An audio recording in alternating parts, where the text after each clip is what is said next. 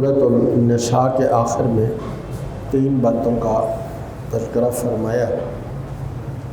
انسان جتنی بھی خیر کا کام کرتا ہے یا شر کے، چھپ کے کرے یا اعلانیہ، اللہ اسے خوب جانتے ہیں، کوئی چیز اللہ سے چھپی ہوئی نہیں۔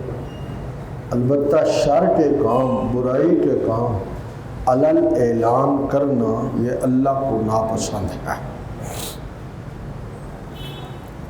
اس کے ساتھ ہی اللہ تبارک و تعالیٰ نے عیسائیوں کے ایک عقیدے کی وضاحت کی ہے۔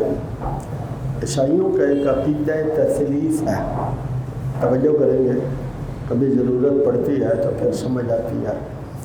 عیسائیوں کا عقیدہ ہے، جو اپنے آپ کو مسیح کہلواتے ہیں، کہ حضرت عیسیٰ علیہ السلام، مائی مریم اور روح القدس، یہ تینوں مل کر جو ایک اللہ کہلواتا ہے وہ یہ ہے۔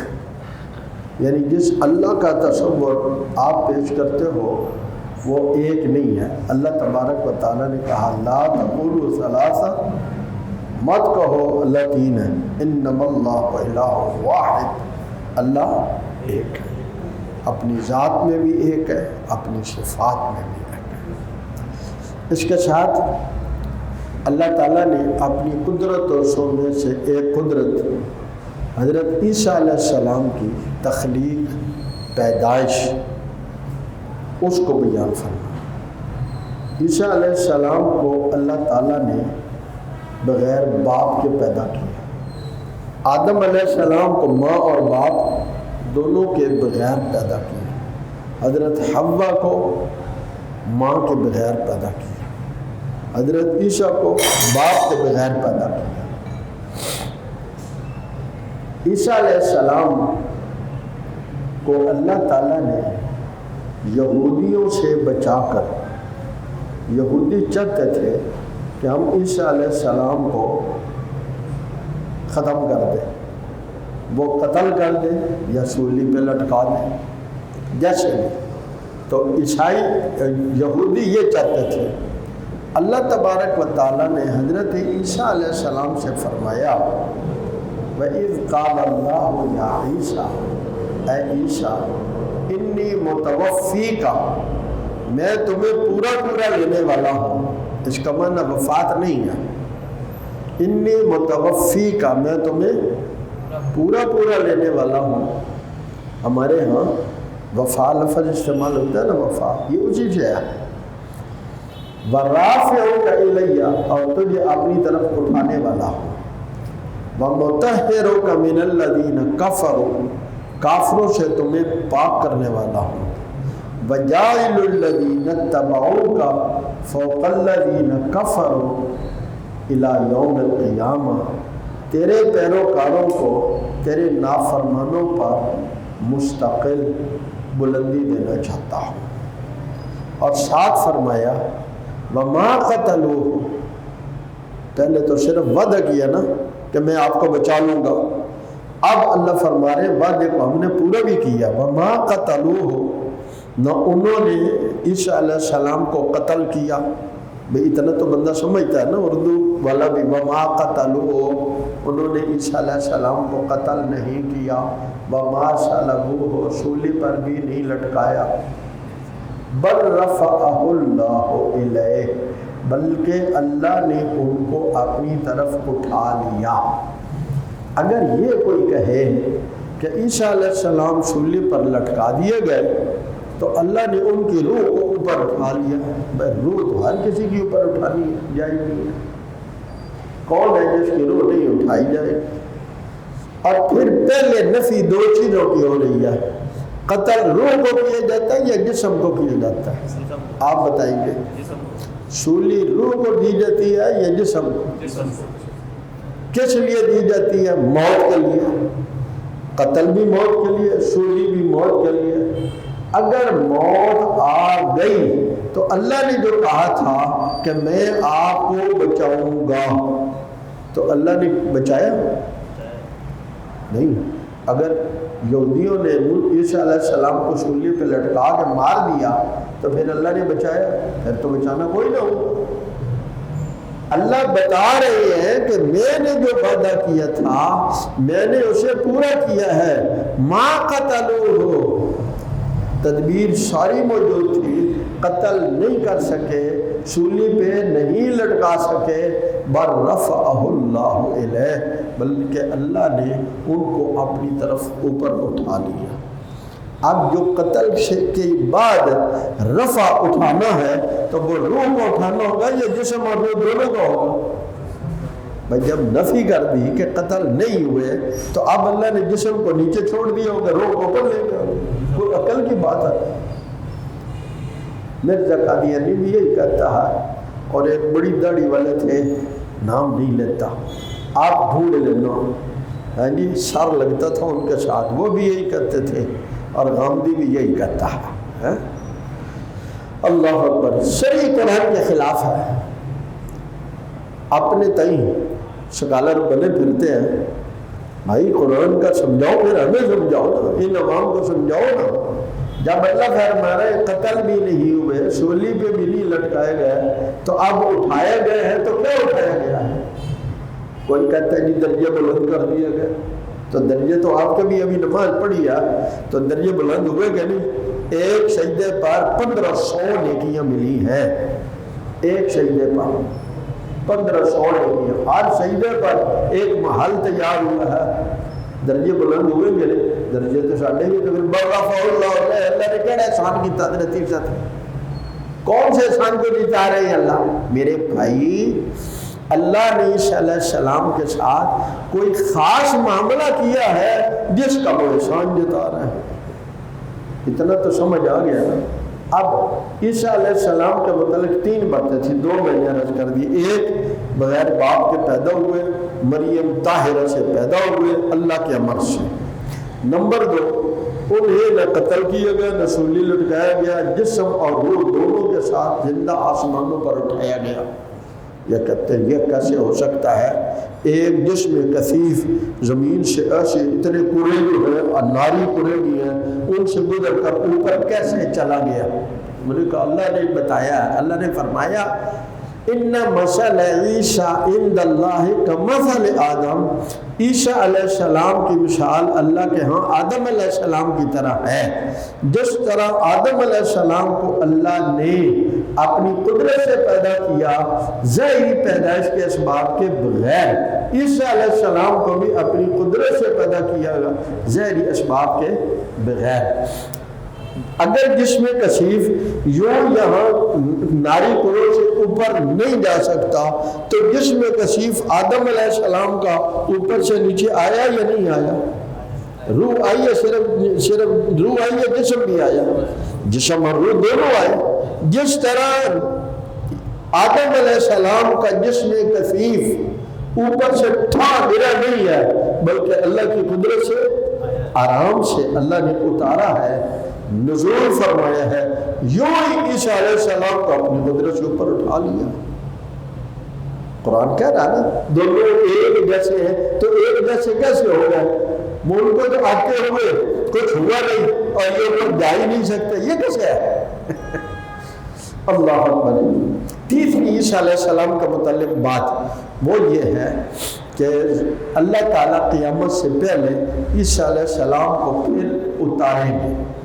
تو اس کے متعلق 4 باتیں کہتا ہوں. ایک بات، حضرت عیسیٰ علیہ السلام دمشق کی جامع مسجد کے مشرقی مینار، اور زیادہ روایات میں آتا ہے فجر کی نماز جماعت کھڑی ہونے لگی ہوگی، اقامت ہو رہی گی، تو وہ کہیں گے سیڑھی لاؤ مجھے اتارو. 2 فرشتے ان کے کندھے پر کھڑے ہوں گے، سفید لباس ہوگا، گھنگرالے بال ہوں گے. حضور نے فرمایا قبیلہ شروع کی طرح ان کی شکل ہوگی اور بالوں سے ٹپک رہے ہوں گے قطرے. سبحان اللہ. اور حضرت امام مہدی کے پیچھے نماز پڑھیں گے. دوسری بات، عیسیٰ علیہ السلام خنزیر کو قتل کریں گے. آپ سوچیں گے کیوں بھائی؟ نفرت کا اظہار کریں گے. چونکہ خنزیر کو کھاتے ہیں یہ لوگ دونوں، یہود بھی نصارہ بھی، اور دونوں کا دعویٰ ہم عیسیٰ علیہ السلام نے محبت کرتے ہیں، تو جب عیسیٰ علیہ السلام خنزیر سے نفرت کا اظہار کریں گے تو اس کا مطلب ہوگا ان کو بھی بات سمجھ آ جائے گی کہ یہ حرام ہے، غلط چیز ہے، اس لیے عیسیٰ علیہ السلام اس سے نفرت کرتے ہیں۔ تیسری بات، یہ جو صلیب آپ دیکھتے ہیں عیسائیوں کا، یہ صلیب کیا ہے؟ عیسائی کہتے ہیں عیسیٰ علیہ السلام سولی پہ لٹکائے گئے اور انہوں نے بڑی تکلیف اٹھائی، اور ان کی اس تکلیف اٹھانے کی وجہ سے سارے مسیح لوگوں کے گناہ معاف ہو گئے۔ سمجھ رہے آپ؟ لہذا یہ جو صلیب ہے، کراس، یہ بڑا مقدس ہے کہ اس کی وجہ سے عیسیٰ علیہ السلام کے سارے ماننے والوں کے گناہ معاف ہو گئے۔ یہاں کہ یہ بھی عجیب بات ہے، اجے جرم ہوا نہیں سزا طے ہو گئی، جرم کوئی کرے گا سزا کسی کو ہوگی، یہ کہاں کا انصاف ہے؟ کیا خیال ہے؟ من عامل صالحا فلنفسه ومن اساء فعليها، جو نیک کر نیکی کرے گا وہ بھی اپنے لیے، جو برائی کرے گا اس کا وبال بھی اسی پر پڑے گا۔ اللہ کا قرآن فرما رہا ہے، اللہ کا فرمان ہے، ہم اپنی بات نہیں کر رہے۔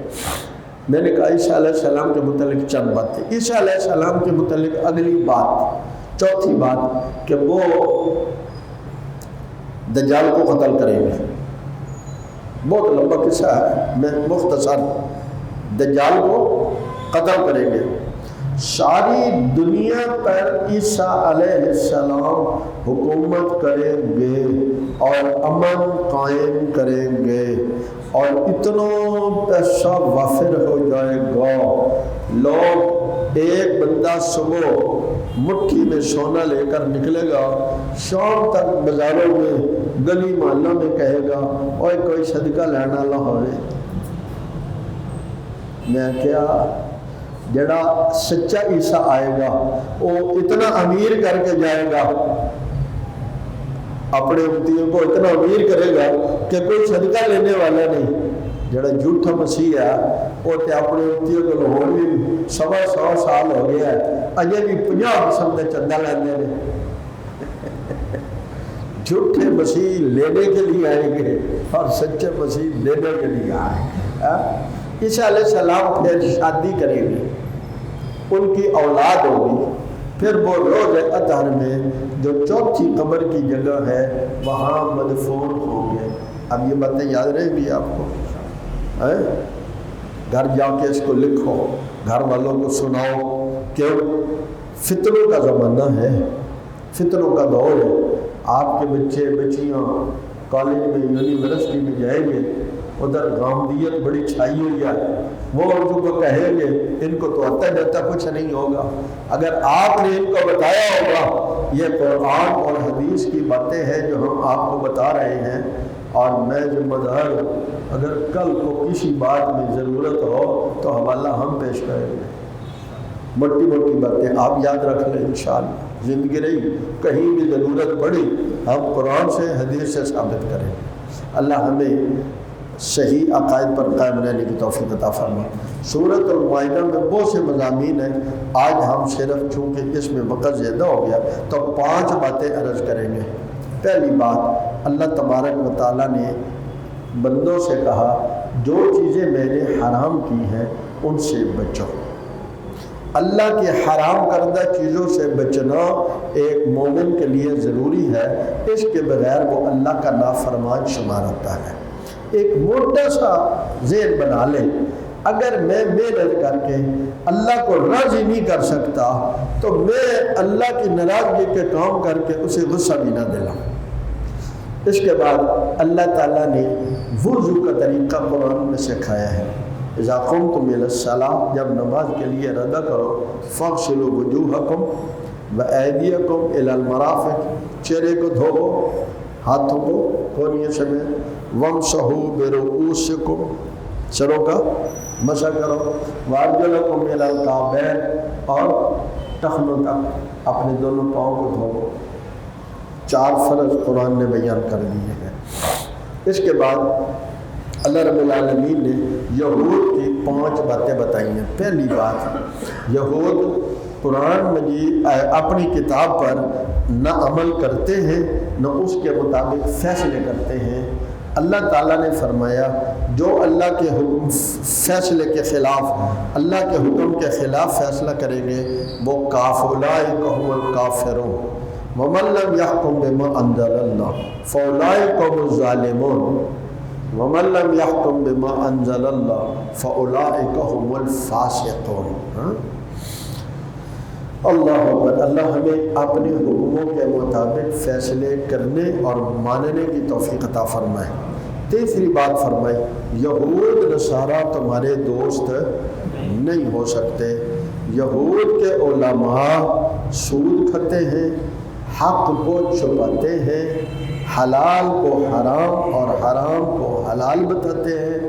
جو چیزیں اللہ کا کلام نہیں ہے وہ خود گھڑ کر لوگوں کو اللہ کا کلام بنا کر پیش کرتے ہیں، لوگوں کو کچھ آیتیں بتا کر اس کے عوض پیسے لیتے ہیں اور فتوے بیچتے ہیں۔ اللہ کرے اس امت معلومیہ میں بیماریاں نہ لگنا، آمین۔ کیا اللہ نے یہ بیماریاں یہودی مولویوں کی بتائی ہیں اور ساتھ ایمان والوں سے کہا ایمان والوں یہ ایمان بڑی دولت ہے، ایک وقت آنے والا ہے کہ کچھ لوگ تم ہی میں سے مرتد ہو جائیں گے، مرتد جانتے دین سے پھر جائیں گے۔ نبی کریم صلی اللہ علیہ وسلم اس دار فانی سے جب ہجرت کی، دار فانی سے رحلت کر گئے تو کچھ لوگوں نے زکوٰۃ کا انکار کر دیا، اور دلیل کہاں سے دی؟ قرآن سے۔ تو یہ غامدی بھی قرآن پڑھتا ہے، سان سنا ہے نا تو انہوں سنا ہوتا ہے، ازینو پڑھی ہے کہ تو قرآن پڑھ کے بتا۔ ان لوگوں نے دلیل یہ دی، اللہ نے قرآن مجید میں حضور صلی اللہ علیہ وسلم کو حکم فرمایا ہے خود من اموالہم صدقہ، محبوب ان کے اموال میں سے زکوٰۃ لیں آپ۔ جب حضور نہیں ہے تو پھر لینے کا کسی اور کو کیوں حق ہے؟ دلیل سمجھی آپ نے؟ حضور نبی کریم صلی اللہ علیہ وآلہ وسلم کو تو یہ حکم ہے کہ بھئی آپ ان کے اموال میں سے زکوٰۃ لیں، لیکن ہمیں بھی حکم ہے کہ نہیں کہ ہم زکوٰۃ دیں۔ ایک آیت تو تمہیں نظر آئی اور باقی تم نے سوری چھوڑ دی، 200 سے زائد آیتیں چھوڑ دی اور اس ایک آیت کو لے لیا اور انہوں نے زکوٰۃ کا انکار کر دیا۔ تمام کے تمام صحابہ کرام علیہ رضوان نے منکرین زکوٰۃ کو مرتد قرار دے دیا۔ کیا قرار دے دیا؟ بولیں گے آپ، میری طرف توجہ کریں گے۔ وہ کلمہ پڑھتے تھے، نماز پڑھتے تھے، روزہ رکھتے تھے، زکوٰۃ ادا کرتے تھے، قرآن پڑھتے تھے، پگڑی باندھتے تھے، داڑھی رکھتے تھے، بیت اللہ کی طرف منہ کرتے تھے۔ ایک چیز کا انکار کیا تو اس وقت کفر کا فتویٰ حضور نے تو نہیں لگانا تھا، کس نے لگانا تھا؟ صحابہ نے لگانا تھا۔ تمام صحابہ نے بالاتفاق ایک عمل کے انکار سے ان کو کافر قرار دیا، صرف کافر نہیں، پھر متفقہ طور پہ ان کے خلاف جہاد کا اعلان کیا۔ ایک تو یہ انکار ہوا، اور مسلمہ کذاب نے اعلان کر دیا کہ حضور دنیا سے چلے گئے، ان کی نبوت ختم ہو گئی، اب میری نبوت کا دور شروع ہو گیا۔ آپ ایک بات دل میں بٹھا لیں، یہ چاند سورج ستارے جب تک ہیں نبوت ہمارے آقا کی ہے صلی اللہ علیہ وسلم، اور سارے نبیوں کی نبوت جگہ تک ہوتی تھی، ایک جگہ تک۔ حضور کی نبوت کسی جگہ تک محدود نہیں ہے۔ عرش کرسی بھی حضور صلی اللہ علیہ وسلم کے امتی ہیں، حضور عرش کرسی کے بھی نبی ہیں اور سارے نبیوں کے بھی نبی ہیں۔ وَإِسْتَوَى إِلَى الْخَلْقِ كَافَّةً، جس کو مخلوق کا لفظ آتا ہے نا، حضور فرماتے ہیں میں اس کا نبی ہوں صلی اللہ علیہ وسلم۔ تو حضرت ابوبکر رضی اللہ تعالیٰ عنہ زکوٰۃ کے منکروں کے خلاف جہاد شروع کر چکے تھے، حضرت اسامہ کا ایک لشکر بھیج چکے تھے۔ اب مدینے میں جو جہاد کرنے والے لوگ تھے ان کی کمی ہو گئی۔ آپ نے کہا جب بچ گئے ہیں نا، چلو یہ مسلمانوں کے خلاف چلو۔ لوگوں نے کہا ابوبکر کیا کرنے لگے ہو، کیا کرنے لگے ہو؟ حضرت ابوبکر نے کیا بات فرمائی، ایُنقصد دین وانا حی، ابوبکر بھی زندہ ہو اور دین میں کمی اور دو چیزیں اکٹھی نہیں ہوں گے، دین میں کمی بھی کر لی جائے اور ابوبکر بھی زندہ ہو، جو نہیں ہوگا ایک بات ہوگی۔ پھر لشکر تیار کیا، وہ لشکر جو کفار کے مقابلے میں جہاد پر روانہ ہو چکے تھے، ان لشکروں کو وہاں سے کہا سیدھے تم سارے مسلمہ کے مقابلے کے لیے آ جاؤ۔ معلوم ہوا ساری فوجیں کسی بڑے دشمن کے مقابلے کے لیے لائی جاتی ہیں۔ صحابہ کے نزدیک زکوٰۃ کا منکر بھی کافر تو ہے، پر اس سے بڑا دشمن وہ رسول اللہ کے تاج ختم نبوت کا منکر اور ڈاکو تھا۔ پھر حضرت ابوبکر رضی اللہ تعالیٰ نے وہاں حضرت خالد بن ولید کو کہا مقابلہ کرنا ہے۔ سبحان اللہ، پورے دین کے دفاع میں 259 صحابہ شہید ہوئے، مرد عورتیں کتنے یاد رکھنا، 259، اور جو کافر مرے گئے ہیں وہ 559 ہیں، وہ 559 ہے، یاد رہے گا نا، بڑے موٹی سی بات ہے۔ یہ پورے حضور کے زمانے میں جتنے جہاد ہوئے ہیں اس میں صرف اتنے لوگ مسلمان اور کافر جو کام آئے، صرف حضور کے تاج ختم نبوت کے تحفظ کی جو لڑائی ہے، جو جنگ ہے، اس میں 1200 صحابہ تابعین شہید ہوئے۔ کتنے؟ 1200، جس میں سے 800 قرآن کے حافظ تھے۔ اس سے پہلے حضرت ابوبکر قرآن لکھنے کے حق میں نہیں تھے، جس طرح حضور نے لکھوایا متفرق ٹھیک ہے۔ جب 800 صحابہ شہید ہوئے نا، حضرت ابوبکر کو کہا گیا اب بتاؤ کیسے قرآن محفوظ رہے گا، تو انہوں نے حضرت زید ثابت انصاری رضی اللہ تعالیٰ عنہ کے ذمہ لگایا، اور جس جس کے پاس جیسے لکھا ہوا تھا اس کو ایک جگہ اکٹھا کر دیا۔ اچھا، میں عرض کر رہا تھا حضرت ابوبکر رضی اللہ تعالیٰ عنہ نے لشکر اور 2 باتیں حضرت کی۔ ایک فرمایا اگر تم کہتے ہو نا کہ میں لشکر نہ بھیجوں، مدینہ خالی ہو جائے اور جنگل کے درندے آ گئے، ہمیں اور ہماری عورتوں اور بچوں کو گھسیٹ کر جنگل کی طرف لے گئے، یہ تو ابوبکر برداشت کر لے گا، پر حضور کے تاج کے ڈاکوؤں کو برداشت نہیں کرے گا۔ اللہ ہمیں ایسی غیرت نصیب فرمائے، اس میں سے کچھ اچھا نصیب فرمائے۔ اب حضرت ابوبکر روز مدینے سے باہر جاتے ہیں اور نظام قائم ڈاک کا کیا۔ آج کے دور نہیں تھا نا، مواصلاتی دور نہیں تھا، ایک ہاتھی 50 کلومیٹر 60 کلومیٹر جتنا گھوڑا آسانی سے دوڑتا ہے، تو اگلی جگہ تھی، یہ خط لے جاتا تھا، اگلی جگہ وہاں پہنچتا تھا، ادھر سے دوسرا آ جاتا، وہ خط پکڑتا، یہ لیتا واپس آ جاتا۔ حضرت ابوبکر رضی اللہ تعالیٰ عنہ نے جو نظام قائم کیا ڈاک کا، مجھے ہر وقت پتہ چلتا رہے کہ کیا ہو رہا۔ حضرت خالد نے کہا 27,000 مرتد مارے گئے ہیں، مسلمہ بھاگ گئے ہیں، اب کیا کرنا ہے؟ فرمایا اس کا بھی تعاقب کرو جتنا ہو سکتا ہے، پر میرا غصہ ٹھنڈا نہیں ہو رہا، انہوں نے میرے حبیب کے تاج ختم نبوت کا، انہوں نے میرے نبی کی ناموس کو چھیڑا ہے، خالد میرا غصہ نہیں ٹھنڈا ہو رہا، ان کو جمع کر کے ان کو آگ لگا کر راکھ کر دو۔ ہم دنیا کو بتانا چاہتے ہیں کہ ہم حضور کی ناموس کے متعلق کتنے حساس لوگ ہیں۔ اللہ آج بھی امت کو ایسا حساس بنا دے۔ آخر دعوانا ان الحمدللہ رب العالمین۔ یا ارحم الراحمین، یا ارحم الراحمین، یا ارحم الراحمین، لک الحمد کلو ولک الشکر کلو علی نعمک الظاہرۃ والباطنہ التی لا تعد ولا تحصی۔ اے میرے رحیم کریم اللہ،